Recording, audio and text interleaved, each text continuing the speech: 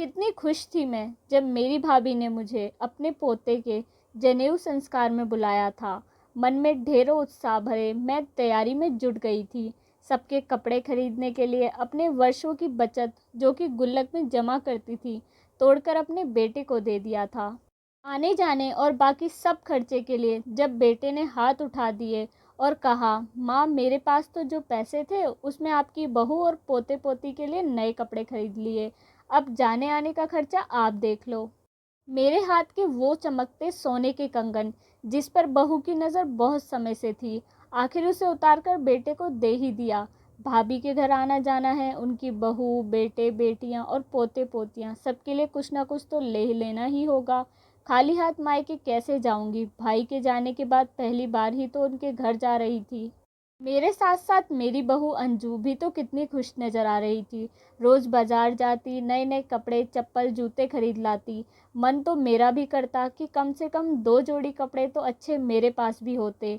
और मेरी चप्पल तो इतनी घिस गई थी कि अब नंगे पैर चलना ज़्यादा अच्छा था। कंकड़ और कांटे चप्पल में फंसते तो सीधा मेरे पैर नहीं हृदय पर ही घात कर जाते। जिन बेटों पर इतना खर्चा किया पढ़ाने लिखाने और उनकी हर फरमाइश को पूरा करने के लिए, आज जब वो इतना कमाते हैं तो अपनी माँ की घिसी हुई चप्पल उन्हें नज़र नहीं आती। मेरे बेटे बहू को कभी मेरी ज़रूरत का ध्यान था ही नहीं। अंजू का उत्साह देखते ही बनता था। मैं भी खुश थी कि बहू का स्वभाव बदल रहा है और वो अब मुझ पर चीखती भी नहीं है पहले की तरह। उसने तो मुझे अपने कमरे तक ही सीमित कर दिया था। पर एक दिन पड़ोस वाले मिश्रा जी की बहू से जब वो बात कर रही थी तो मैं वहीं से गुजर रही थी। उसकी बात सुनकर आंखों से बहते आंसुओं को रोक नहीं पाई और अपने कमरे में आकर इनकी फ़ोटो को गले लगाकर खूब रोई। क्यों छोड़कर चले गए आप मुझे इस तरह? आज आपकी बहू मुझसे छुटकारा पाने के लिए ही तो मेरे मायके मुझे भाई के घर छोड़ने जा रही है। कह रही थी अब इस बुढ़िया को वापस नहीं लाएंगे, अपना वहीं रहेगी और मैं यहाँ चैन से रह पाऊंगी। मैंने तो कभी कोई रोक टोक नहीं की, उसके किसी काम में दखल नहीं दिया, फिर क्यों मैं उसे फूटी आंख नहीं सुहाती। रात भर पति की फ़ोटो से बात करते करते सुबह मेरी आंख लग गई। चादर मेरे आंसुओं से भीगी हुई थी। सुबह जब नींद खुली तो मैंने फ़ैसला कर लिया था, अपने बहू बेटे से अपमानित होने से अच्छा है अपने भाई के घर ही चली जाऊं। भाई नहीं है अब तो भाभी और मेरे भतीजे भतीजी और उनके बच्चे तो हैं। अपनी बाकी की ज़िंदगी अब वहीं रहूँगी। 2 दिन बाद मैं अपने बेटे बहुओं के साथ अपनी भाभी के घर आ गई। बड़ा सा आलीशान घर रंग बिरंगे बिजली के बल्ब से चमक रहा था। अगले दिन ही जनेऊ था मेरे मंझले भतीजे के बेटे का। भाभी तो मुझे देखकर चहक उठी थी, गले लगाकर बोली, रमा बहुत अच्छा किया, आप आ गई, अब मैं आपको यहाँ से नहीं जाने दूँगी। मैं खुश थी, यही तो चाहती थी मेरी बहू और मैं भी, पर कैसे कहती मन की बात। रास्ते पर भगवान से यही मांगती रही थी कि भगवान मुझे भाभी अपने पास रोक ले। भाभी की बहुओं और सबके लिए लाए सामान को दिया तो सबने यही कहा, इसकी क्या ज़रूरत थी बुआ जी, आप आ गए, बच्चों को आशीर्वाद देने वही बहुत था। मेरे कपड़े और चप्पल देख मन मन मुस्कुराते और कानाफूसी कर मेरा मजाक उड़ाते सुना था। बहुत बड़ी पार्टी का आयोजन किया था मेरे भतीजों ने। सभी औरतें एक से एक बढ़कर कपड़े और जेवर से सजी हुई थी।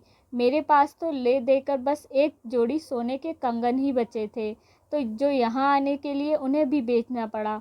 मटमैले सफ़ेद रंग की पैबंद लगी साड़ी पहने जब बालों को ठीक कर रही थी तो भाभी ने एक साड़ी मुझे दी और कहा, रमा बहुत से बड़े बड़े लोग आ रहे हैं तो क्या सोचेंगे आपको ऐसे देखकर, यह पहन लीजिए, आप पर जचेगा। आपके लिए नए कपड़े लाने का समय ही नहीं मिला। मेरी साड़ी बिल्कुल नई ही है, बस एक आध बार ही कहीं पहनी होगी मैंने। आपसे उम्र और रिश्ते दोनों में बड़ी हूँ तो क्या आप मेरे कपड़े नहीं पहन सकती? मैंने भी वो साड़ी सहज स्वीकार कर ली। हल्के बादामी रंग और सुनहरे बॉर्डर बहुत जच रहा था। कितने सालों बाद कुछ अच्छा पहना था। जब उनकी बहुओं ने देखा तो आपस में कह रही थी, सासू माँ ने सबको नए कपड़े दिए पोते के जनेऊ में और अपनी ननद को अपनी पुरानी पहनी हुई साड़ी दी। यह साड़ी तो सासू माँ ने कितनी पार्टियों में पहनी है, सब देखते ही पहचान जाएंगे। कोई बात नहीं, भाभी की ही पहनी हुई साड़ी है ना। मैंने अपने मन को समझाया। 4 दिन बाद बहू और बेटे गांव वापस जा रहे थे। मुझे भाभी और भतीजों ने ज़बरदस्ती रोक लिया। ऐसा ही तो मेरी बहुएं चाहती भी थी। कुछ दिन बहुत अच्छे बीते, बढ़िया बढ़िया कपड़े पहनने को मिलते और स्वादिष्ट भोजन मिलता। मेरी कई सालों से काम करने की आदत बिल्कुल छूट गई थी। जब बहू आई कुछ करने ही नहीं देती थी। आप अच्छा खाना नहीं बनाती बिल्कुल, गले से नीचे नहीं उतरता आपके बेटे के। मैं तो इतना फीका खाना खा ही नहीं सकती। रोज़-रोज़ होटल से मंगवाना संभव नहीं है। आप आराम करो, खाना मैं बनाऊँगी।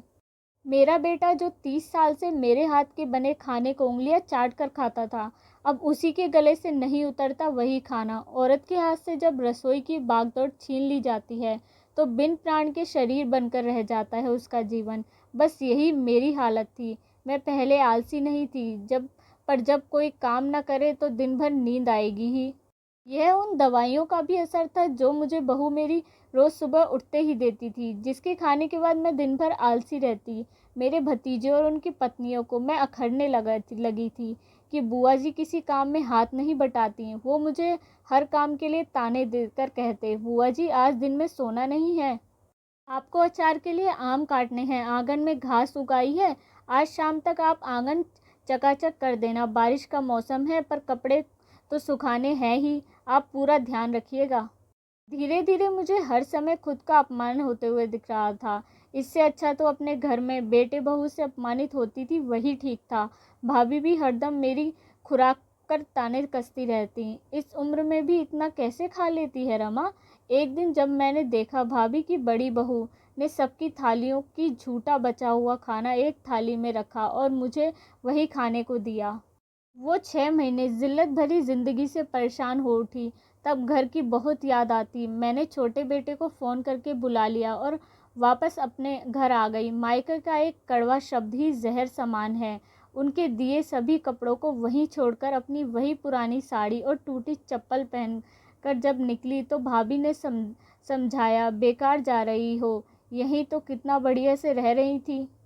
बस खाना और सोना ही तो है तुम्हारा जीवन। अच्छा, जा ही रही हो तो ये कपड़े क्यों छोड़कर जा रही है। और फिर वही अपनी पैबंद वाली पुरानी साड़ी पहन ली। कैसे उन्हें समझाती, साड़ी के फटने पर पैबंद लगाकर पहना जा सकता है, पर रिश्तों पर लगी पैबंद संभालना बहुत मुश्किल है। इससे अच्छा अपने बहू बेटों के साथ ही रहना है। जब घर में अपमान मिलता है तो बाहर वालों को भी मौका मिल जाता है। खुद को बदलना होगा। मेरा घर मेरा ही है, बहू के आने से पहले भी और उसके आने के बाद भी।